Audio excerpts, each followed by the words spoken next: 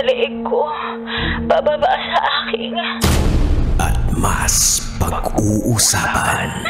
Tinanggal niya bigla yung panty ko.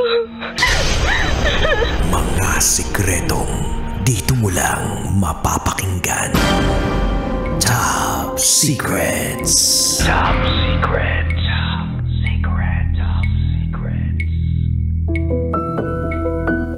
Hi Kabisyo, it's me DJ Rocketera and welcome to the program Hello po. Top Secrets. Kung saan pwede kang makapagbahagi ng iyong pinakatatagong sekreto. Ito ang programang hindi ka huhusgahan, bagkus ikaw ay pakikinggan. Ang programa sa radyo na nagpo-promote ng we'll listen and we don't judge culture. Kaya naman po i-welcome na natin ang ating top secret sharer or caller sa gabing ito. Hello, magandang gabi. Hello. Hello, good evening. Hello po, good evening DJ Rocky. Anong pwede naming itawag sa'yo? M na lang po. M, ilang taon ka na? 30 years old po. 30 years old. Sang lupalop ka naman galing, M? Sa Manila po. Manila. Alright, di na ako magpapaligoy-ligoy pa ha, M. M, 30 years old from Manila. Ano ang top secret mo? Ayun nga po, DJ Rocky. Gusto ko lang po i-share yung Pasko sa daddy ng mga anak ko. Anong po meron kaming dito sa daddy ng dalawang anak. anak mo? Alright. So, yun nga, naghiwalay kami nun kasi dinuraan nga ako sa muka. Naghiwalay kayo ng daddy ng mga anak mo dahil dinuraan ka niya sa muka. Opo. Alam ko pag mag-partner, ibang dura yung ginagawa eh. Ayun nga. Bakit sa mukha? Mukha niya Bakit? ginawa. Bakit kanya dinuraan sa mukha? Kasi nga po kasi, so, adopted po kasi siya nung napang-asawa ng mama niya. So, ng stepfather. Sandali lang ha. Biglang nagiging robot ka na eh. Sorry. Oo, nasa tamang lupalop ka ba ngayon? Ayan, medyo malinaw na yung iyong signal. Okay, sige, continue. So, adopted siya nung alin? Ng partner ng mama niya sa Egypt. So, yun, ginawa sa kanya din po yun. Kaya, ginawa niya din sa akin siguro. Or na-adapt niya din po. Hindi ko masyadong gets yung yung part na adopted siya ng mother na, sino? Ano po, yung mother niya nakapang-asawa po ng Egyptian. Sorry, So, slow ako in-adapt dun din ha. po siya dun. Okay, so technically adopted na itong daddy ng mga anak mo nung Egyptian na yon na naging partner ng nanay niya. Opo. Okay. So ngayon, parang bang may kultura sila na nandudura? Ganun ba yon? Siguro. Nakwento niya ba sa'yo na merong siyang ganung karanasan dun sa daddy dun sa stepdad niya? Opo, meron po. May nakwento naman siya. Okay. Tapos, anong pinag-aawayan niyo nung time na yun? Tapos bigla kang dinuraan? Sa maliit na bagay lang po. Ano po kasi siya mainitin ng ulo. Pwede mo bang ikwento sa amin kung ano yung bagay na yun? Ano yung pinagtatalunan ninyo? Tapos uminit ulo niya? Tapos dinuraan ka? Like ano po, kasi nung nangyari po na yun, may pamangkin po ako na bumisita sa amin. Tapos nasira niya lang po yung TV. Nasira niya yung alin? Yung pindutan po ng TV. Kasi dati po hindi pa po uso yung mga screen. Talagang Wait lang nga, medyo nawawala ka na talaga. Okay lang ba, bigyan kita ng mga sabihin natin 30 seconds para hanapin yung signal mo kasi gusto namin ipagpatuloy at maunawaan ka ng mas malalim, marinig ka, pero nawawala-wala ka talaga. Ayan, ang lakas na ng signal mo, sis! Ayan. Ayan, M, ang Lumabas ganda. po ako ng sasakyan. Ayan, ang ganda na ng signal mo. 4 na bars na yung nakikita ko dito sa Viber. Alright, so, yung pamangkin mo, nasira lang yung pindutan Oh, ng remote nasira control. lang yung pinto. Hindi po remote kasi yung wala pong remote yun, yung TV namin, which is may pindutan po talaga. So, yun lang yung nasira. So, umabot na po sa malaking pag-aaway, pagtatalo, ganun. Okay. Tapos tsaka ka dinuraan. Nagkaroon po kami ng ng tulakan hanggang sa kinabig na yung kamay ko. Dinuraan na akong ganun. Parang sinabi niya sa akin na, nakuha na kita na may anak ka. Ganun kasakit. Anong reaction mo nun? Umiyak po, DJ Rocky. Umiyak po ako. So, kasi hindi lang naman po una, pangalawa. Pangatlong beses niya na pong ginawa. So, Pangatlong nung time beses ka na na niyang dinuraan ng ganun? opo, tinago ko po yun sa family ko. Mm. Then, nakipaghiwalay na po ako. Wala naman na po kami. Ang problema ko po kasi ngayon, which is sa partner ko naman po ngayon. Bago na tong partner mo, live-in na ba kayo? Opo, live-in na po kami. Actually, may anak na po kami isa. 7 months. So may dalawa kang anak dun sa una, tapos ngayon may 7-month-old ka na anak dito sa pangalawa, tama ba? Opo. Anong sitwasyon nyo ngayon ng live-in partner mo? So, ayun nga po, kasi sobrang busy ko po ngayon.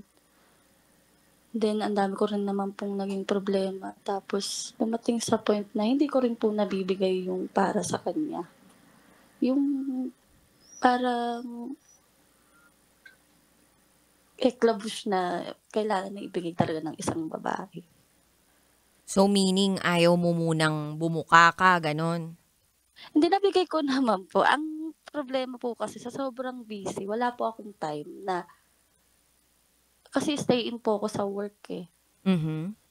So, nasa province sila. Pero sinabi ko na lang po ang province, pero mga 2 hours po ang biyahe from Manila.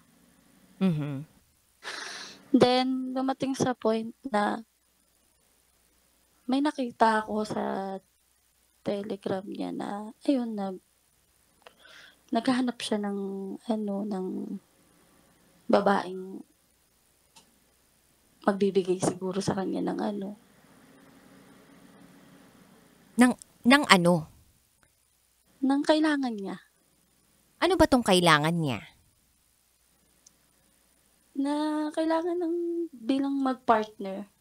Lambingan ba to? Tsuktsak chenes tuluwang dugets? Chok-chak chelnes. Tinanong kita kanina kung ayaw mo pang bumuka ka, sabi mo, nabigay mo naman. Opo, pero kasi stay in po ako. So, hindi po kami Kumbaga dahil malayo kayo sa isa't isa, may distansya between the both of you, hindi feasible na parang araw-araw merong ganap, ganon. Opo, ganun. Okay. So nung nalaman mo na meron siyang kausap sa Telegram na naghahanap siya ng kachukchak chenes tuluwang dugets, anong naramdaman mo nung sinabi mo sa kanya? Masakit po, kinumpronta ko siya, sabi ko, ano bang kulang, bakit ganun? Actually, hindi po, first time. Second time nung nasa Singapore naman po ako nun. Pag-uwi ko, chinek ko ulit yung Telegram niya. Chinek ko po muna yung Telegram niya. Hindi ko rin po alam kung bakit. Nakita ko na rin na, yun naman, nagbabayad siya sa mga videos, ganun. Nagbabayad Then, siya ng videos. Nagbabayad para- siya para makanood siya ng videos. Ibig sabihin, itong mga Mga morn videos, ganon? Ano siya, video call. Video call kasama dun sa babae? I mean, video call with a girl? Nakatakip naman yung mukha nung guy, nung caller, tapos yung mga babae. Which is, sanay naman na kasi sila, kaya okay lang. Ganun. Wait lang so nalaman mo na nagbabayad siya ng ganong klaseng serbisyo mula sa ibang babae? Oo, una video call lang. Tinatitempt siya sa ganun. Minsan isip ko naman na siguro baka ganun talaga, lalaki, ganyan. Tapos, etong huli, nung buntis na ako. Ayan, tapos, nung April lang, doon ko lang nakita ulit. So, ang problema ko, bigla akong nanlamig na wala naman ako ibang hinangad kundi para sa family namin. Kaya nagtatrabaho ako, tumutulong ako sa bayarin. Although, kaya niya naman kaming buhayin, malaki naman ang sinasahod niya, kaya lang ayoko pa rin kasing iasa yung mga anak ko sa kanya. Gusto ko kasi magpakananay na in financial. So, soon gusto ko din magpakananay na pag okay na yung stable na ako, kaya ko na magampanan yung pagiging nanay sa kanila. Kasama mo ba yung mga anak mo?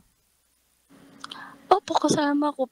Ngayon kasama ko ho, pero pagka nasa work po ako, hindi ko sila kasama.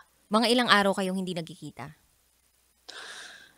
Kasi ang ginagawa ko po, in 1 month, 4 na beses lang yung day off ko. So, for example, after 2 weeks, 2 days ako mag-i-stay sa kanila. Sino nag-aalaga dun sa mga bata? Yung in-law ko po. Napakabait naman po ng in-law ko. Wala akong masabi. Nandiyan naman po siya. So anong plano mo ngayong nalaman mo na may mga ganong klaseng activities etong live-in partner mo? Payag ka ba na ganon or nag-iisip ka na parang ayoko na ng ganito? Nag-isip po ako na ayoko ng ganito. DJ Rock, nanginig yung kamay ko. Ayun, nasabi ko po sa kanya, sabi ko na nalalamig na ako, ganun. Tapos sinabi ko naman sa kanya na lahat ng pagtitiis ko. Sabi niya magbabago naman daw siya. May pagbabago ba? Ito po umuwi ako meron. Pero hanggang kailan po? Napapagod ka na ba? Dumating po ako sa point na sinabi ko sa kanya na awa na lang yung nararamdaman ko para kumapit at para sa anak po namin, ganun. Sinabi ko po lahat.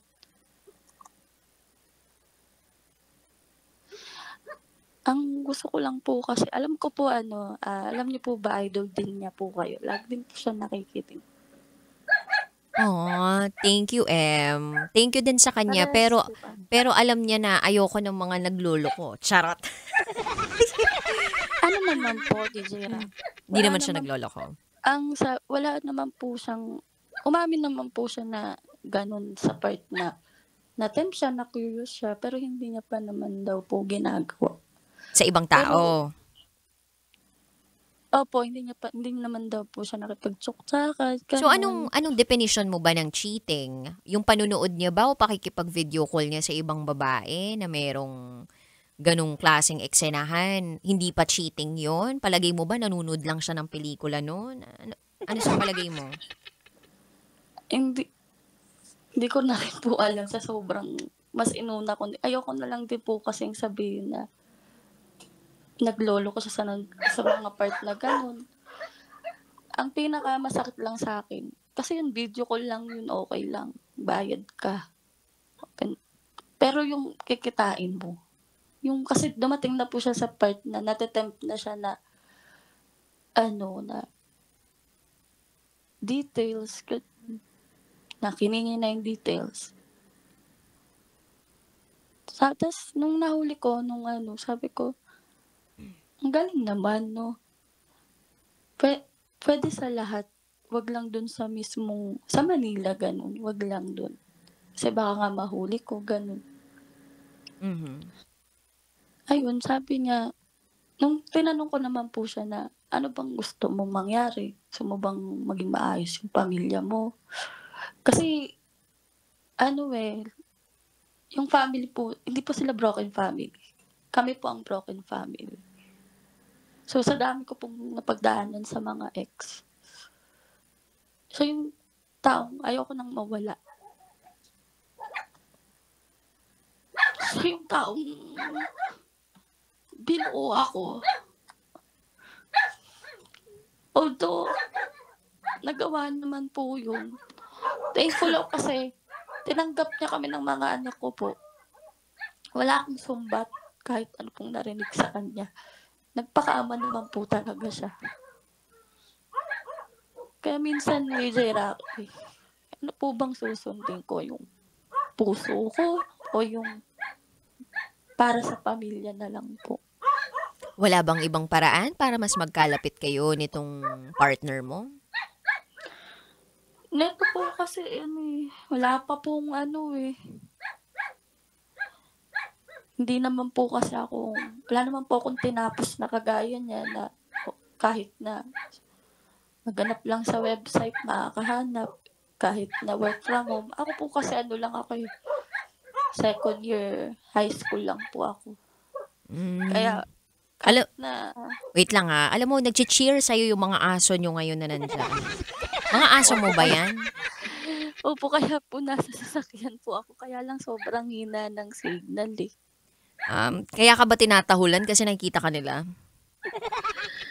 Opo, kasi kailangan ko po buksan yung pintuan ng car para po magka-signal.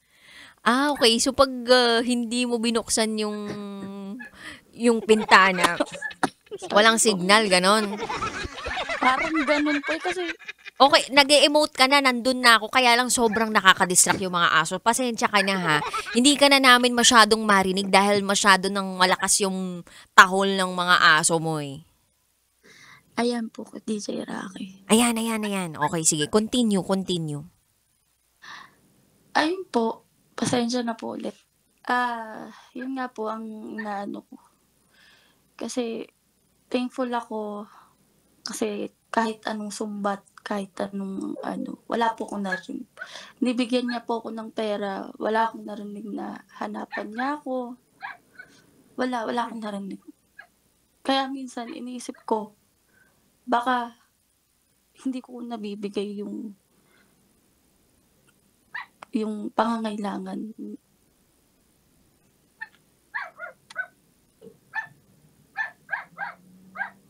Yun po yung naisip ko.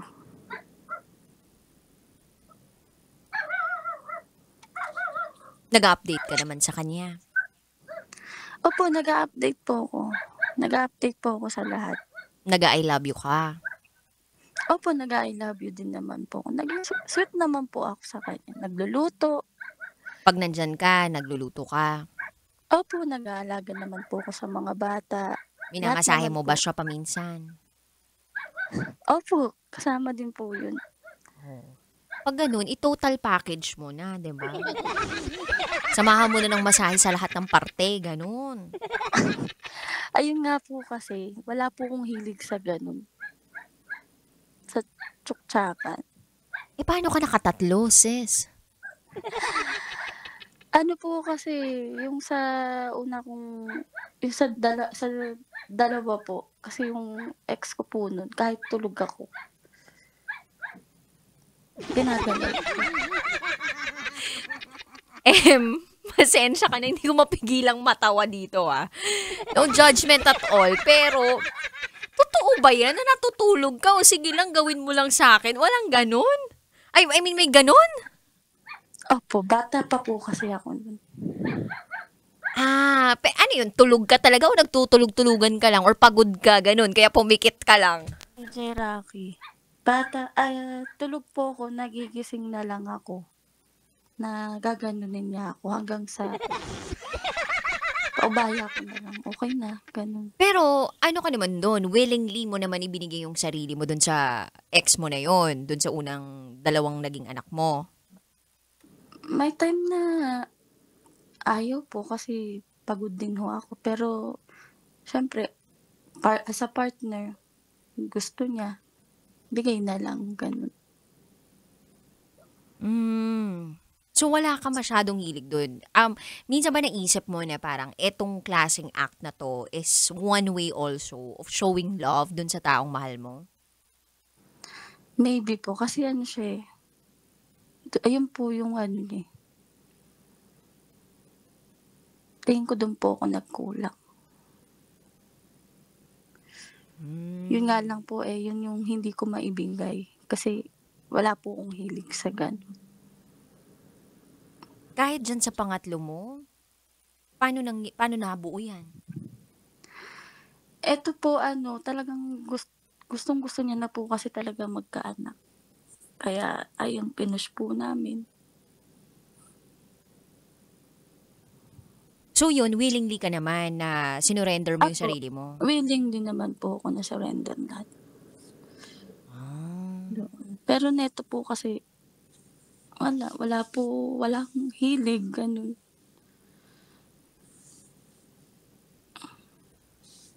Kaya hindi ko rin po alam kung ako ba yung mali. Kasi hinahanap niya na po sa iba. Magigets ko kung wala pa kayong anak na sinisave mo yung sarili mo kung talagang, alam mo yun, sinisave mo yung sarili mo dahil gusto mo kapag kinasal kayo, tsaka mo ibibigay. Pero yung nagkaanak na kayo, nagawa nyo na, gusto kong maintindihan kasi kung paano mo siya naiisip. Like, ang making love ba or parang ang sex sa'yo ay isang gawain lang na ang taong mahilig lang sa ganung bagay yung gumagawa? Or ano bang thinking mo about it? Like, feeling mo ba kapag ginawa mo yun, makasalanan ba yun? Anong tumatakbo sa isip mo kung sakaling gagawin mo siya or wala ka lang talagang interest to do it? Ano po kasi DJ Rocky, magkaiba po kami. Ako po kasi yung simpleng romance and sex, okay naman na ako. Siya po kasi parang gusto niya pang mag-explore ng ganito, ganyan. Gusto niya ng medyo rough, ganon. Oo, ganun po. Na-communicate mo ba sa kanya na gusto ko lang Hindi. ng medyo smooth lang, ganon? Alam ko po may time na sabi ko yun, pero siya naman, hindi niya naman po ako ini-insist. Wala naman po siyang pag-i-insist na pero yun po yung nakikita ko na nag-explore siya. Ako naman, Emma, ang naisip ko lang sa'yo, kumbaga, minsan talaga may mga bagay, di ba, na hindi natin gustong gawin. Pero minsan, dahil mahal natin yung tao, gagawin natin. Dahil mahal natin kumbaga susubukan natin. Tapos sa 10 hakbang mo papunta sa kanya, siya magbibigay ng 5 papunta sa'yo para magtagpo kayo sa gitna. Something like that. Kasi ayoko rin naman na makaramdam ka na forever ng guilt or parang pagsisisi sa sarili mo dahil pakiramdam mo nagkulang ka. Kasi syempre, ikaw pa rin yan. At the end of the day, we want to protect you. We want to protect your peace and as much as possible. Gusto natin maramdaman mo talaga yung tunay na sarap sa mundong ito, di ba? At tunay na kaligayahan sa mundong to. Kaya nga. So sana mabigyan ka ng Panginoon ng gift of discernment para alam mo kung ano yung susunod na tatahakin mo sa buhay mong ito. Alright? Oh. May gusto ka pa bang sabihin sa pagkakataong ito? Wala naman po. Thank you so much po, DJ Rocky. Yun. You're welcome. And thank you also for trusting me, trusting this program na mapagsabihan mo ng yung saloobin ng yung mga pinakatatagong sekreto. Opo. Thank you so much po. God bless and bye. God bless po.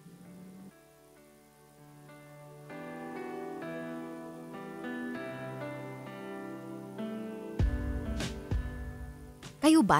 Paano nyo ba iniisip yung... Ano bang idea nyo of making love? Like, if mahal mo ba yung tao, willing ka bang ibigay yung sarili mo dun sa taong yun? Or, ayaw mo kasi yung ganong klaseng gawain eh. So, hindi kanya mapipilit na gawin yung bagay na yun. Kahit na nagkaroon na kayo ng anak, diba?